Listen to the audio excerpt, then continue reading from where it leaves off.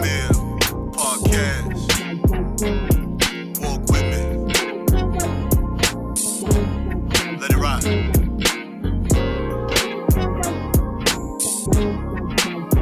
That's right.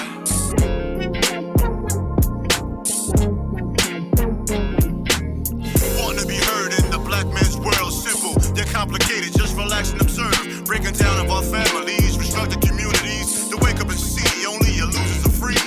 Your enemy is your memory. We at your door, black mail delivery. Your enemy is your memory. We at your door, black mail delivery. I didn't take it as a shit though. Yo, cats were upset about my Andre 3000 takes, huh? My son said something about it. He said you wild. See, I told you. Cass has You weren't upset though. You weren't upset though. Yo, Lil Trey better not be upset, man. Miles upset, but he said, the politics. He said you all, but it was like he always wild. He was like, whatever. Like his dad be wilding. That's what we need to be checking on. His dad be wilding. If somebody say I be wilding, that only shows me they listen. So I don't care. Facts. That is a fact. You know what I mean? Somebody just hit one of my coworkers, former coworkers, just hit me up and said, episode 56 was fire, and it was like words of encouragement kind of thing. Nice. So, nice. Just appreciated and kept moving, Nice. I don't know what he heard or what part he heard, or did he listen to the whole thing? But there's two of my coworkers from back then told me they listen to every joint though. So Okay. They get the notifications and they listen. So I take it as if they did. Okay. Hey man, People rarely listen and tell you. I feel what I feel about Andre 3000, man. I think he's a phenomenal MC. It's not a bad take. He's a phenomenal MC, but I am when we start putting artists and rappers on this upper echelon list of they're the greatest to do this or the greatest of that, the greatest of this, I feel like you can't put him in that box. He is part of a legendary group.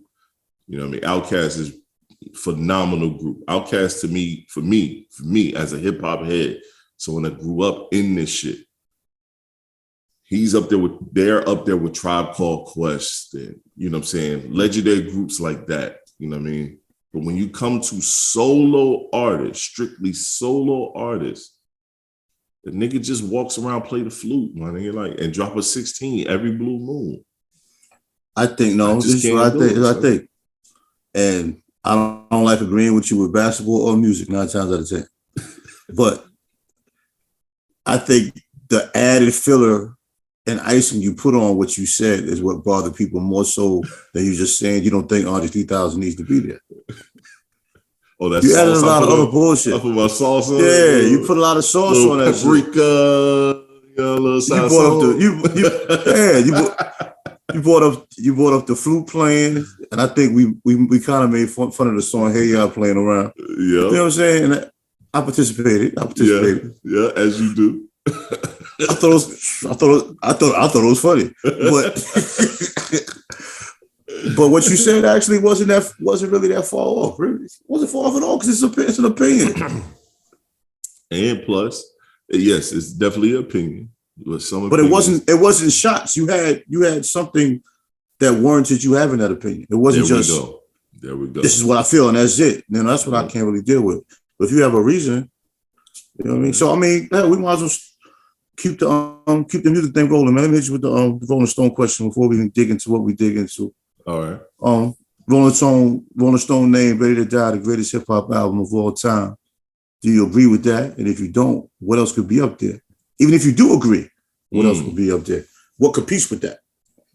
See, I didn't know it was labeled the greatest hip hop album of all time. Yeah, I intentionally didn't tell you the whole thing. Oh yeah. I love Biggie. I do too. No, I do. Love him. That is not the greatest hip hop album of all time. Yes, that quickly. That is. You made me change my whole opinion. Like my whole opinion was something else. That shit was fire. One of the greatest double discs I've ever listened to. I still listen to. Shit. That was a double disc though. Ready Die. No, that was the first album. You're right. That was Life After Ready Death. Dot's first one. Yeah, Life After Death. Ready Die, still a phenomenal album. Phenomenal album, dog. Phenomenal. The skits, definitely. I would say the way he changed 10. his voice. Yeah, it's top 10. The way he changed his voice, the way he was doing certain things. Phenomenal project. Phenomenal. It got some classic records on it. But that shit is not the best album of hip hop history. Rolling Stone got to get that white people shit the fuck out of here. Where is the black people at, the black hip hop historians that really can vote on this shit? Because that ain't it, my G. You know what I mean? And I get your point because I know you brought up Illmatic by Nas. Yeah, I said Illmatic. Phenomenal piece of work. Phenomenal piece of work. Illmatic has been used like in a lot of films and different shows, different pieces were taken. Bro, with different films, different background music. Right. That's true. But then I think people from the West would say the Chronic. Some would say the Chronic. They could, but that ain't it. For me, hold on. I'm trying to. I know that I want to pull this up. That's what I thought it was. Okay, making sure. To me. It's gonna be scary. LL Cool J, bad album. Greatest hip hop album of all time. Yes, that shit gave you a mix. It gave you a mix. It gave you them because I'm thinking it gave you them girl records. It gave you some street records. It gave you some party joints. It like an album supposed to make you feel, make you bounce different spectrums, especially for that time. He was the first to sign to Def Jam, which is now an iconic record label. They a little trash now, but they still a iconic label. Listen though, wouldn't that, playing devil's advocate, wouldn't that make that the most impactful album of all time? More so than the best? To me, the best and impactful are the same thing. So you're just not gonna answer my question. I'm just telling you, to me, impact and the best is the same thing. I'm answering your question. It's the same thing. So it is. Yes, it is the most impactful album. Yes, it could be one of the most impactful albums, which i.e. makes it the best album, in my opinion. So that would be more impactful than a Tupac project? Yes. What Tupac project? Tupac was very impactful. He was impactful what he did out of music, his actions and how he did certain things, than what he did within music. But a lot of times when people critique things, they also take the image and persona of a person along with the project. We're talking about rap music. Tupac best album, to me, Tupac best album was the one that wasn't even with Death Row. That was the one where Brenda had the baby and all that shit on it. That wasn't even with Death Row. I don't know. I never listened to those things. I'm just see. I ain't there. See, throwing out shit. I listen to projects. Here you go with that bullshit again. I listen to projects. Okay. You know what I mean? You like to hear the same person for 40 minutes? I digest. I listen and I digest. Even artists I don't even care too much about, I listen. And I'm not a Tupac fan like that. But you can also still big up his greatness when it came to putting his pen to pad. He wasn't the most lyrical miracle, but we talk about that shit all the time. I don't want to hear that shit. I want to hear someone make songs. You ain't got to bar me to death for me to think you the illest. Like, ooh, man, you heard them bars, and I'm going to give you the same 16 every song, the same 32. But a dude that could put a chorus together, put a record together, know that this record may need 8 bars instead of 16 or 10 instead of 16. Like Tupac to me was a phenomenal storyteller. Like his stories were way better. The way he broke down a story was way better than his super thug talk in his records. You know what I mean? I wouldn't disagree. Like Brenda had the baby painted the picture, and then when Mekhi Phife broke down how that record even came to play, that shit made it even better. You know what? 30 years later. You know what I mean? I think he made a lot of filler though. I do too. That's why I say that All Eyes on Me project, that shit is a walking filler. The whole project is a walking filler. Yeah, I think he made a lot of filler because his songs have such a gap, man. Like he got some songs that like some dope storylines, and he got some songs that's like y'all could have left that where it was at. Yeah, y'all could have left that where it was at. Bro, that All Eyes on Me project, which is, considered today to be a legendary project. Cool. I'll never knock it in this retrospect. But I will say this. That shit was a double disc full of filler. They could have took records off that project, off the disc 1 and disc 2, and made the greatest one disc project ever. Were you a fan of the double disc era? Yeah. I bought them all, damn near. Shit, Wu-Tang Forever. I bought Life After Death, too. All Eyes on Me. Damn near everybody that was dropping a double disc, I was confident. Shit. I just think more often than not, most of them could have been broken down into a phenomenal one. Because didn't A-Ball and MJG do a triple? Yep, they did. That was the worst shit I ever heard in my life, son. Worst shit. And I'm an MJG and A-Ball fan. MJG A-Ball fan. But that 3-disc shit was garbage. That shit was not it, son. Come on, man. You know what I did with that album? I personally did this with that album. Because I'm a tech dude. I took that project and I downloaded each song to a computer and I took off the records that I wanted to have on, and I made it into one disc, and then I burnt that shit to a CD, and that's what I played in my car. I'm sure a lot of people probably did that though. I did that shit. I was like, yo, I can't do this. And I'm a A-Ball MJG fan, but that shit wasn't it. Thank you, man, because you was looking hella dark. I was about to text you just now, like, my nigga, where your light ass, huh? Light skin don't look too good in the dark, bro. Y'all motherfuckers be looking hella pale, son. All you can see is a gray beard, a little silhouette. That shit was looking real.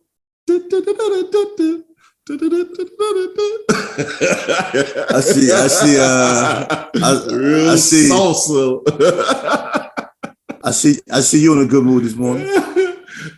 I'm just saying, man. I'm about to hit you on the text like, hey, need to fix this shop, my guy. Nah, I forgot to cut it on. It was sitting there. I looked over there and I was like, wait a minute. Yo, that's how I know something was wrong, because you wasn't over here doing this. Like, I get it.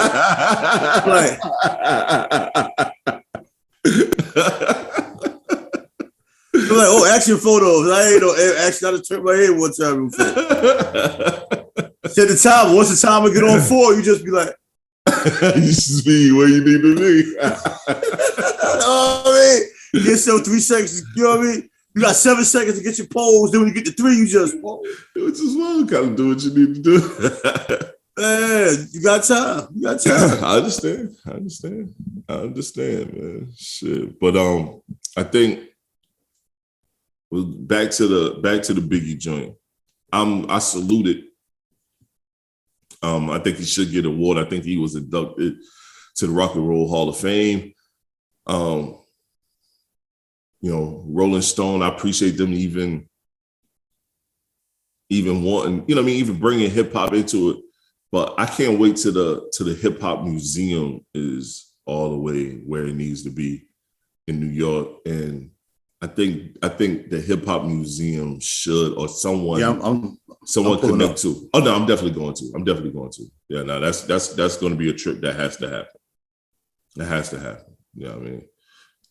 And also think that they should come out with some type of monthly digital publication about hip hop and we create our own Hall of Fame, and we do inaugural things for our hip hop artists, and saluting the ones that passed.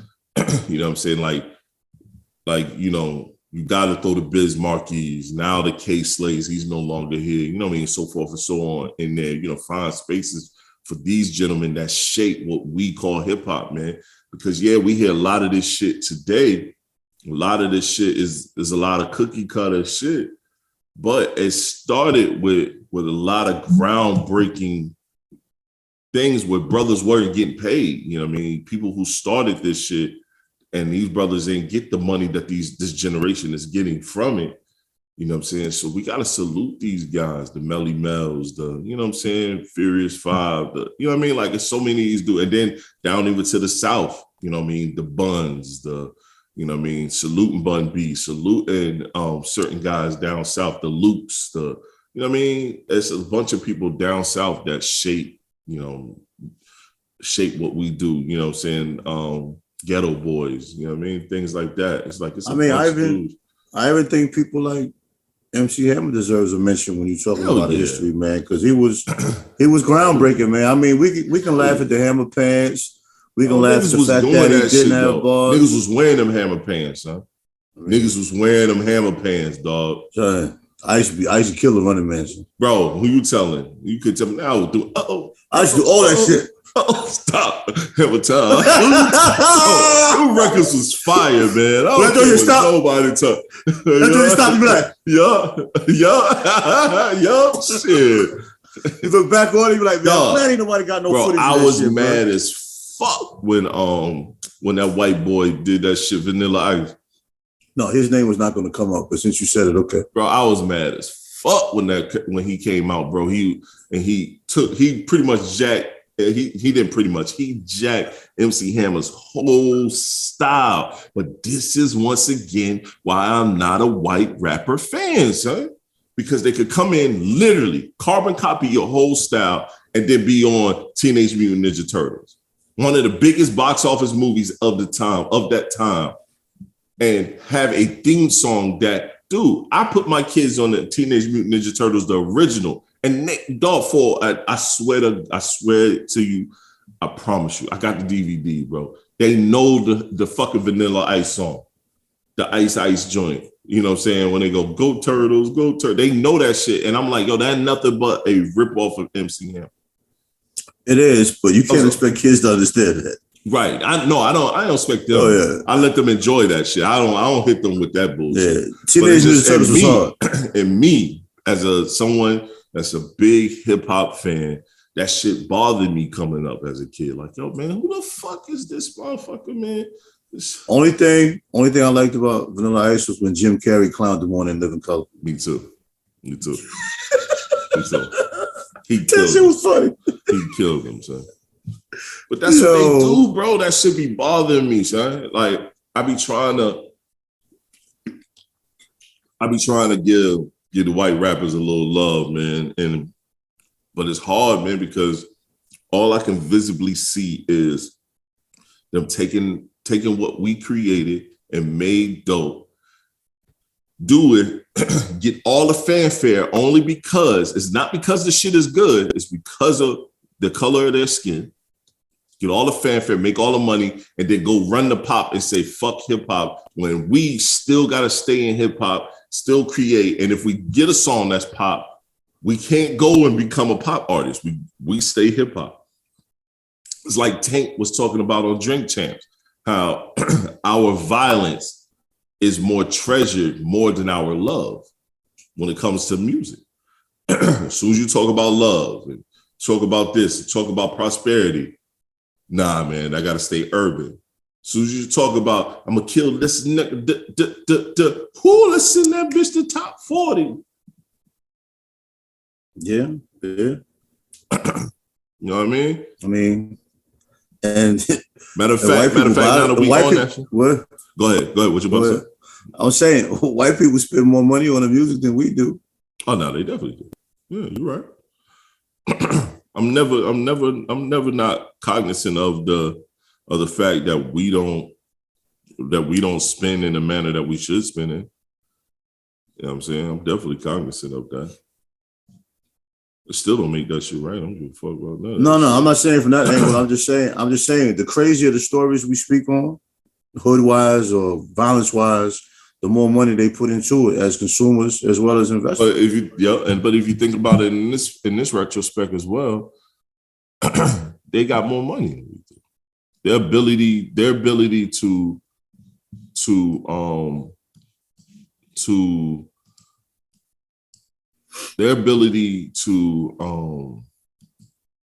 have the funds and be able to purchase is we're at a grander scale than we are. You know what I'm saying? I mean, so if you want to look at it that way, that's a fact. Of course, think about this. Most of them are kids. Your son, we're hip hop heads, so we might be a little bit different. But if we came up and we didn't really have it, we as grown men, we don't really, if we ain't have it, and our son came to us and being like, yo, Dad, I really want to make it to this concert. 9 times out of 10, when you don't have it, you're like, yo, I got to prioritize. I can't sing you to this concert because life. And sometimes we on some shit we can't afford it. We like, man, you ain't going out there with them niggas. Y'all you ain't say that. You ain't going out there with them niggas, man. I go to your room, fam. I don't want to hear that shit, bro. I ain't going. You ain't going out there with them niggas. Yeah, YouTube. Yeah. White people, on the other hand, okay, Billy, get that ticket for you so you can go see them little niggas dance. Okay, Billy. You know what I mean? Just saying. I'm about to play this right here. This made me think about it. This right here. That okay, Billy was too much. Oh, my bad. Okay, Billy. My bad, bro. All right, here you go. I'm gonna play this. I remember this.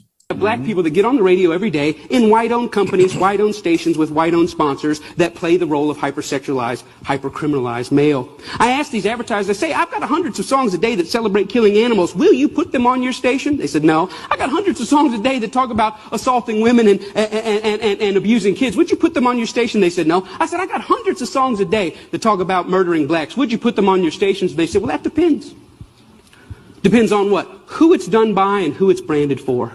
Because if we can get black folks to sing about it and we can brand it for our youngest black audiences, I think there's money to be made. I think there's American appetites to see these people that way.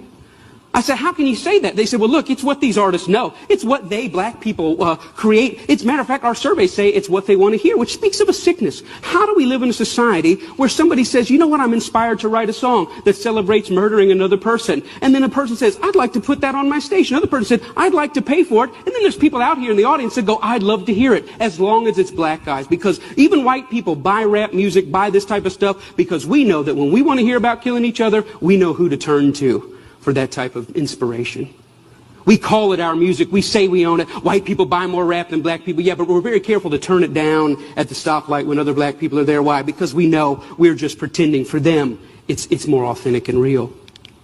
I always ask the companies, what about your name? What about your brand? What about your value? And the largest radio company in the world said this: it's okay that we only have drug dealers on our black youth stations. We only have murders on our black youth stations. We support black charities. We give out water at the Martin Luther King parade. I think we've got it covered.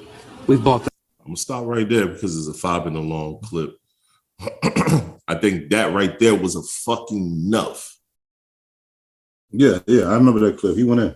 You know what I'm saying? That shit is a 5-minute, 24-second clip.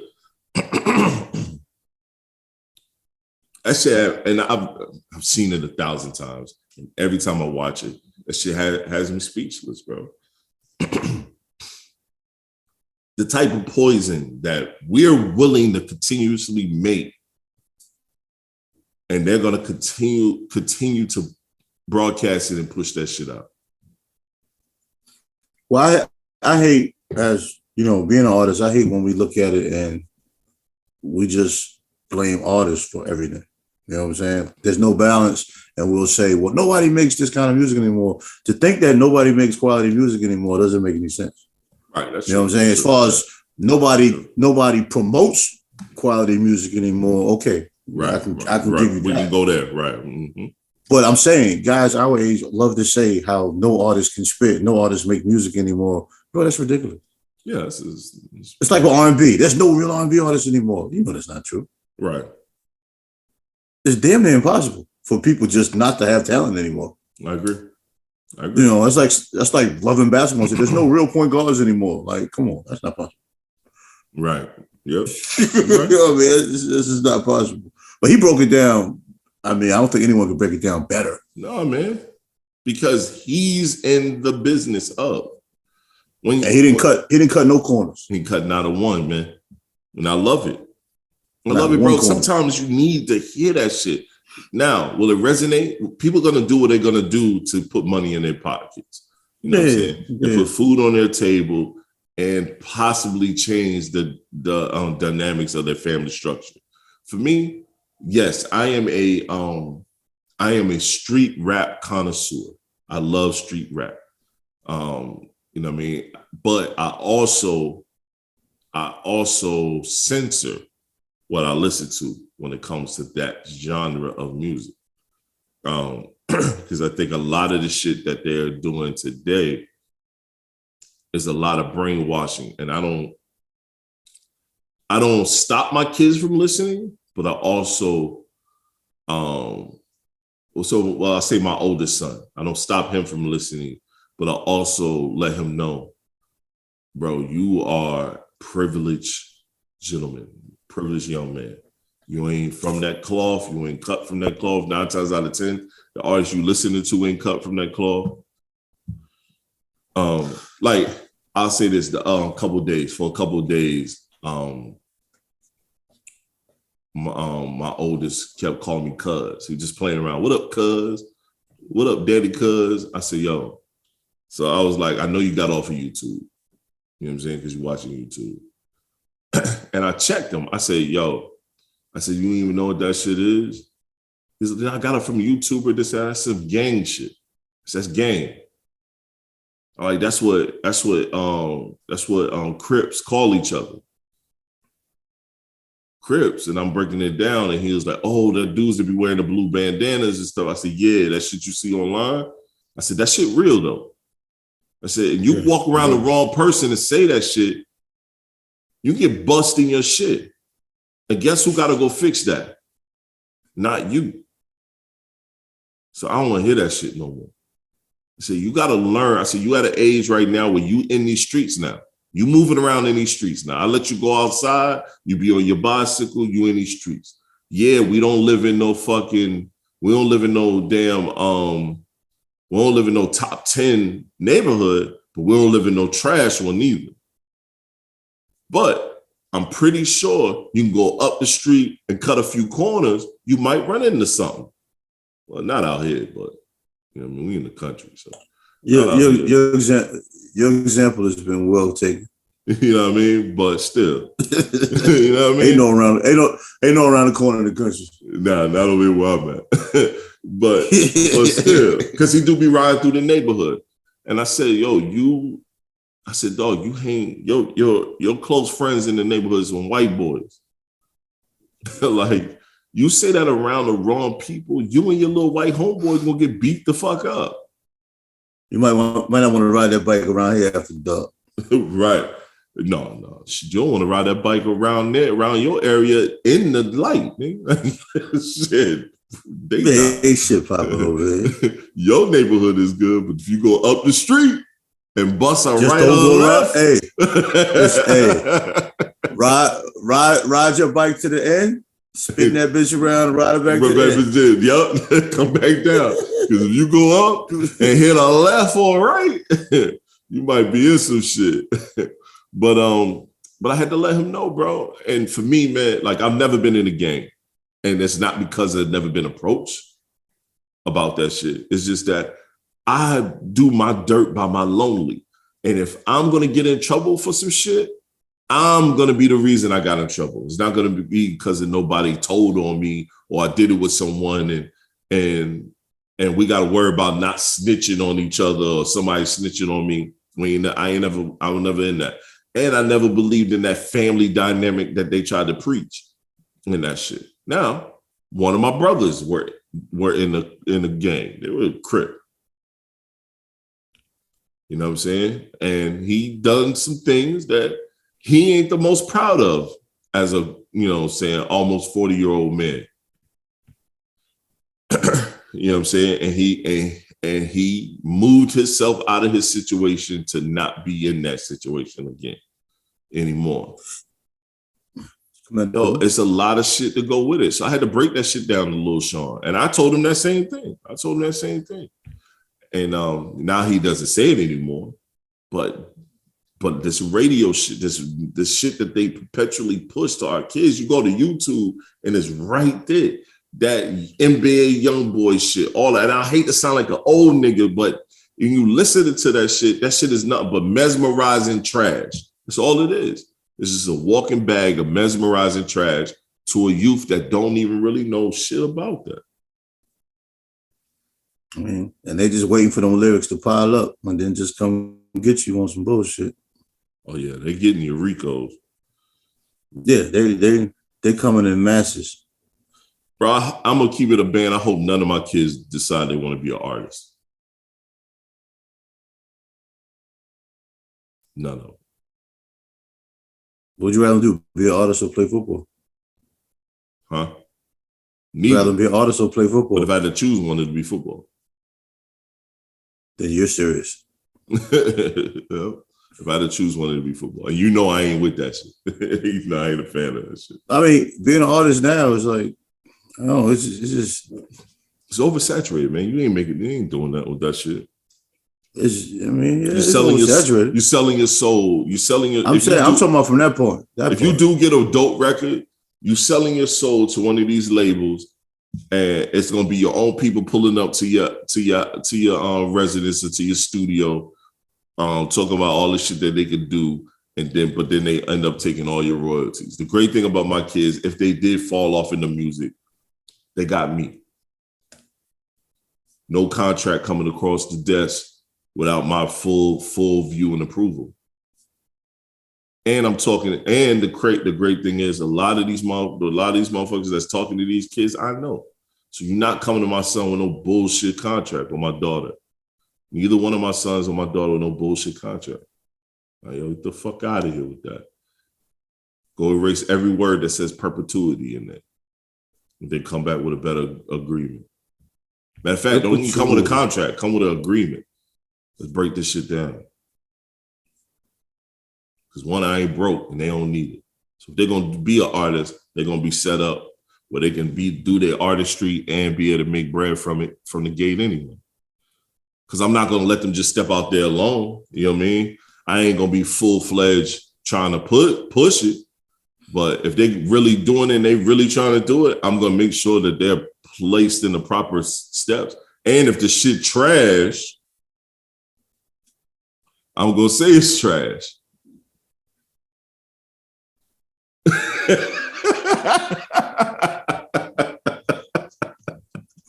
but my biggest fear, I might say fear, is like so many young men sell their souls for these deals, and they basically get murdered over their words. A bunch of them get murdered over their words. They're stepping into lifestyles maybe they are part of. Many times they're not a part of. Right. You know what I'm saying? And they're talking this stuff that we hear it. It's like, this little nigga wilding, man. And these young dudes, you know what I mean? These young dudes is out here like really, really taking this stuff to heart. And a lot of artists we haven't heard of that never went over the hill or went mainstream. Yo, these dudes are getting murdered left and right. Left and right, bro. And somebody's profiting off of that. And it's not that person's family. These labels put life insurance on you, man. Depending on the type of artist you are, you're a street artist, man. They putting life insurance on you because they gonna recoup their bread. If they give you $1 million, if they gave you $1 million to push something, they're gonna recoup their bread. So guess what? The best way to recoup that bread is let me put this insurance policy on you, because if your goofy ass die before I recoup the money I put into it, now I can recoup it with this power of attorney and life insurance plan that your family won't receive or see. I'm tired of seeing these young brothers just getting murdered in the streets. They all first thing they put on the headline, young rapper. Yup. Oh no, they're gonna do that quickly. Motherfucker probably rap for 2 days, dog. He'll rap. That too. Like everybody's a young rapper. Another young rapper murdered. But when you perpetuate a lifestyle that you ain't even a part of, one, I'm tired of us killing each other. That's one. I'm tired of that shit. I'm I don't want to be the guy. I try not to be the person that be like, yo, I'm tired of black on black crime. But I am. Even though I know that's that positioning and that just that verbiage alone was created by mass media to display some shit. But I'm still tired of it. We got the young brother Problem. His name is Problem in Atlanta, who's fucking killed by another dude because Problem was with the dude's ex-girlfriend. Killed him.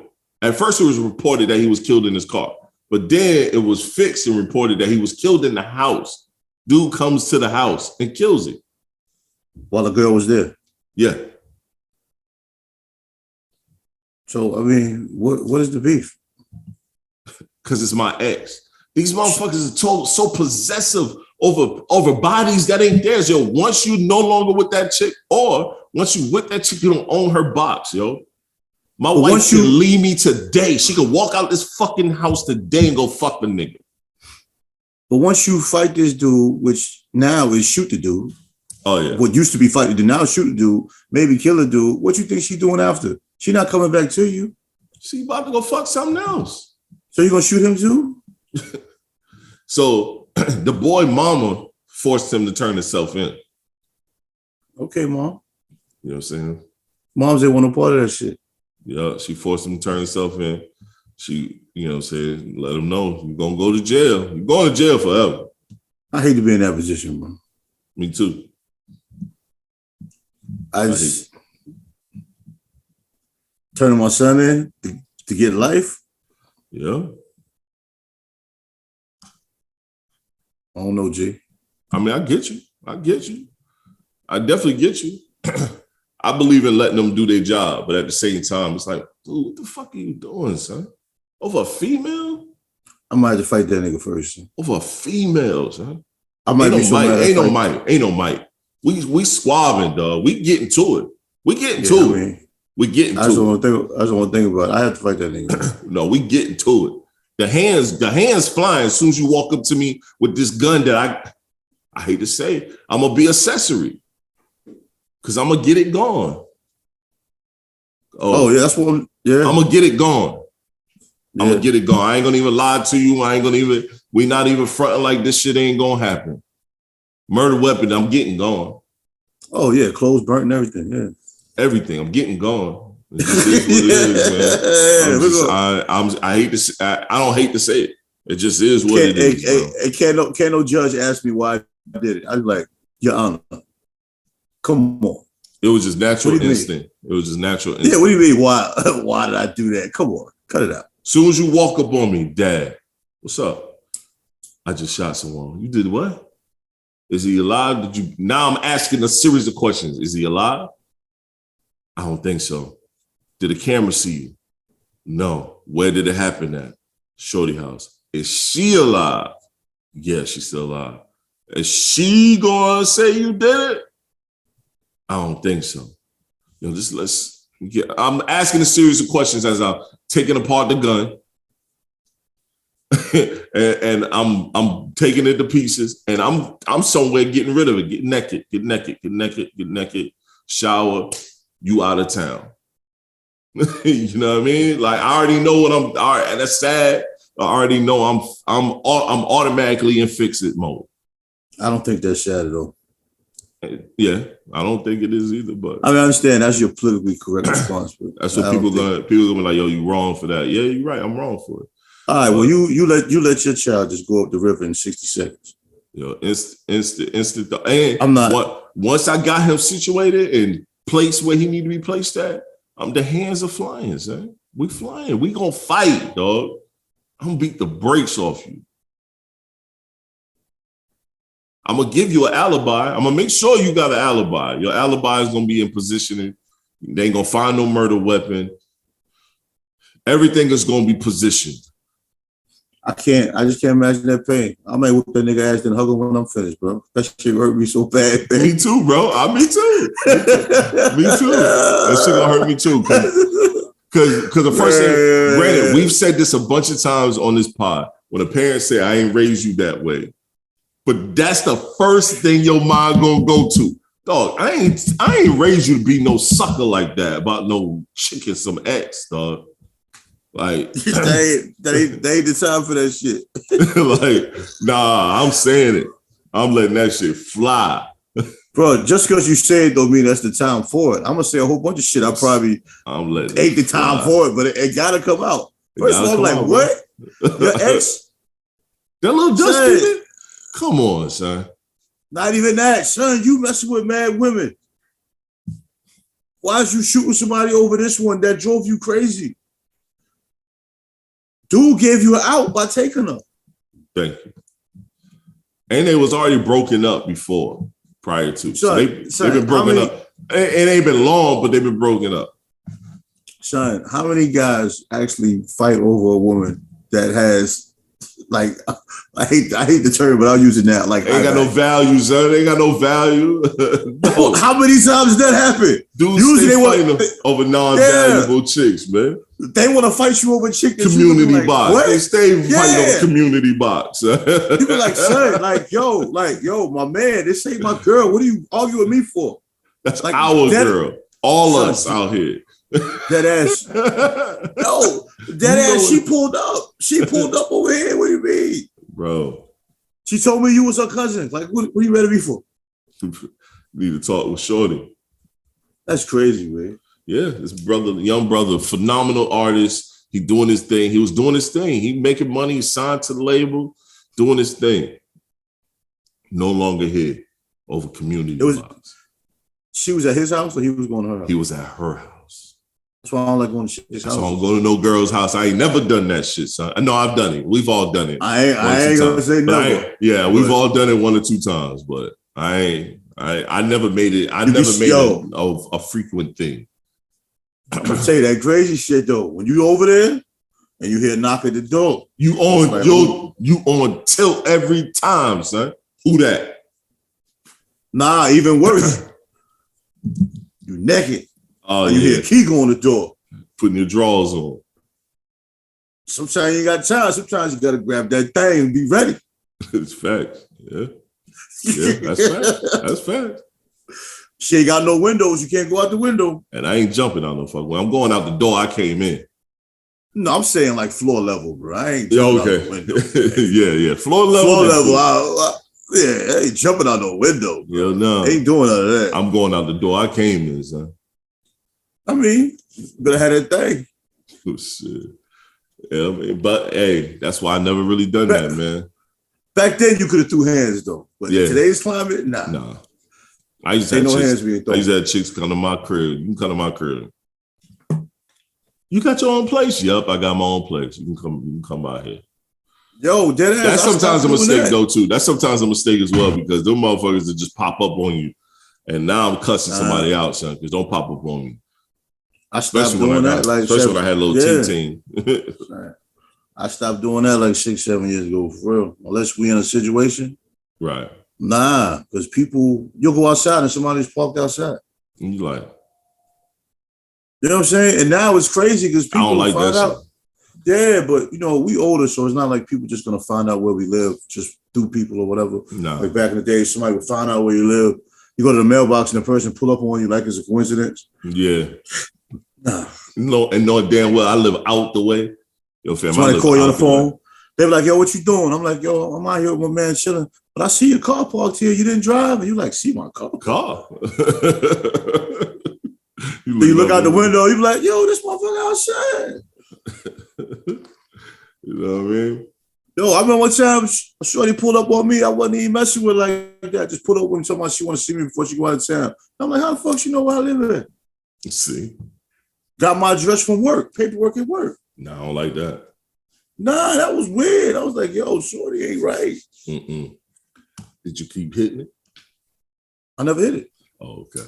Did it get to that point? I'm just checking. Sometimes we goofy like that. Nah, it wasn't nothing that I hit. Them crazy girls box be. I've had run-ins in the past. It ain't worth it. It ain't worth it, but ain't worth it. Damn. Cut your tires, smash your window, and suck your soul. Steal all the food out your refrigerator. And suck your soul. Yo, I done had all food taken out of my refrigerator before. So. I had a chick take all my forks and spoons. Sure, listen. She took all the food out of my refrigerator. She wasn't even an ex. Sure, all the food out the refrigerator, all the food out the cupboard. My liquor. So I came up from work, I ain't had shit. She went grocery shopping on your bitch ass. Oh, son. Bought me a couple sweatsuits or whatever, a little bit of jewelry and shit. Yo, son took all that shit. Left a note on the refrigerator.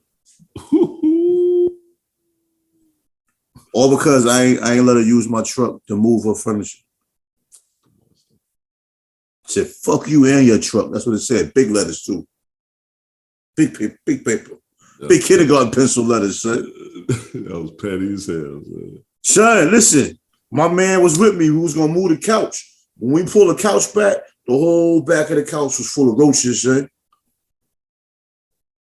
You gonna put that shit in my expedition? Nah. What's wrong with you, Ma? Throw that shit in the trash. So listen, I don't think you understand the visual. I'm telling you. No, I understand the visual. The entire back of the couch was live roaches. And but think about this: your ass was hitting that. I mean, no, I didn't think about that. Probably on that couch. No, I never been in there. I ain't going there. Oh, you never went over there? Okay. Nah, this one I lived in Maryland. Shorty lived in DC, man. I ain't fuck with DC like that. Oh, okay, yeah.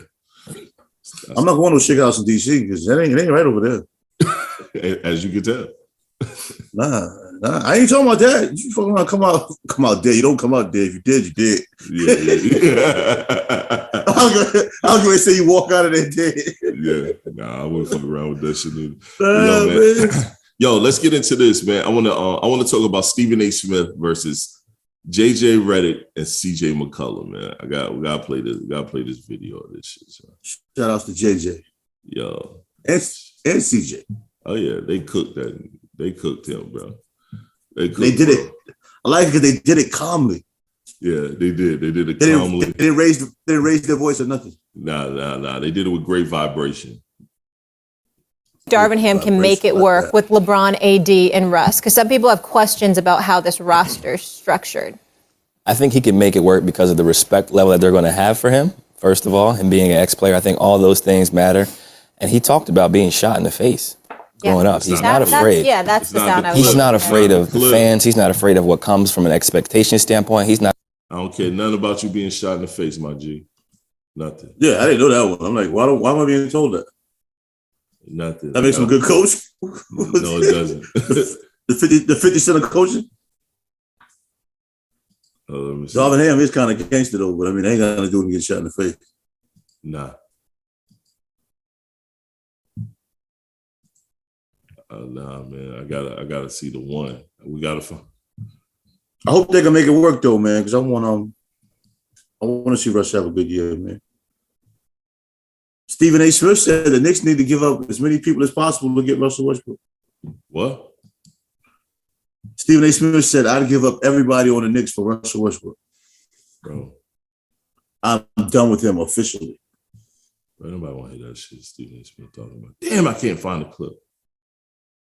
Damn it, man. I thought I had the right clip. But needless to say, we'll say this. Stephen A. Smith had an issue with Westbrook. Damn it, I know we got the clip, man, because the context of it is definitely something that needs to be highlighted. Bro, how you gonna play the same shit I'm talking about?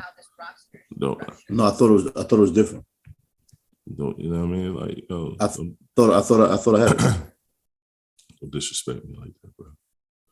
No, I thought I had sent it to you or you had sent it to me. How do I know we're looking at the same thing? I think we both did. Let me see. I think this is it. They talking about it. That one clip. Once again, JJ Redick is a goddamn man, son. Yeah, he's doing his thing. He on there on straight cook mode. Bro, they can't do it without that man now, son. They kind of need him now. That's one, but that ain't the one. That ain't the one. What ain't the one? I mean, that's the one. But that ain't the one, the clip that you just played. Damn, man. Well, fuck it, man. I ain't about to sit on it and still look for it. I ain't about to sit on it and still look for it. But speaking on it, it's just I love the way that that JJ Redick approached that topic, because Stephen A. Smith had an issue with Westbrook being at the press conference of his new coach. And they was like, yo, him and CJ was like, yo, let's stick to the topic. Like he was like, you bringing up a whole bunch of stuff. I don't understand why it's an issue that man is at the press conference of his new coach. And it was like, well, they talk about trading them and this. He said, that has nothing to do with nothing. He was like, this man is supporting. CJ McCullough said, this man is at the press conference of his new coach, which is an African-American coach. He's showing his support. He was like, and you have an issue with that. He said, no, don't do that. Don't do that. Don't spin it that way. He was like, no, I need context. They addressed him. And to me, it's a first in a very long time that anybody has addressed Stephen A. Smith. That's why Max Kellerman is no longer on the show, because he kept addressing him with his bullshit. Now, Max wasn't always the best when it came to commentating about basketball, because he know boxing. He know boxing very well. Yeah. But he wasn't the best on basketball nor football, because he used to do a lot of salacious fucking comments and commentary. JJ counterpunches are fucking knockouts, man. Yeah. Like he could do about it. Yeah, he counters. Like, because basically he was just taking shots at Russ, his performance, random. Right. And JJ told him, it's like, yo, he's just making random comments right now. Yeah. Mm-hmm. Let him know. He's just taking shots at Russ for nothing. Let him know. That bullshit. Stephen A. is turning into clickbait. He's turning into clickbait. I used to be a fan of Stephen A. No, there's no debate about that. Yeah. We all were. When he first became popular, it was dope to see a black man in his position. He had good energy. He had some good takes. No, I'm not a fan of him anymore. I'm not gonna say that. I respect his position. You know what I'm saying? But he's just not the same. He's reaching. He reaches more than anything. Yeah, he definitely is a reach, bro. He's a walking reach. On his show, especially. He's just reaching.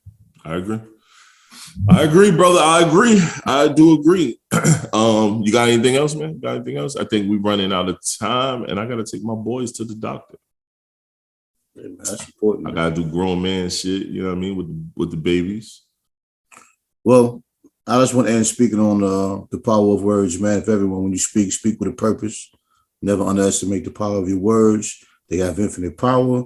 Remain positive. Keep your energy genuine. Encourage words can enlighten, uplift, and inspire. Healthy relationships are built on that foundation. Take that with you. All right. Not bad.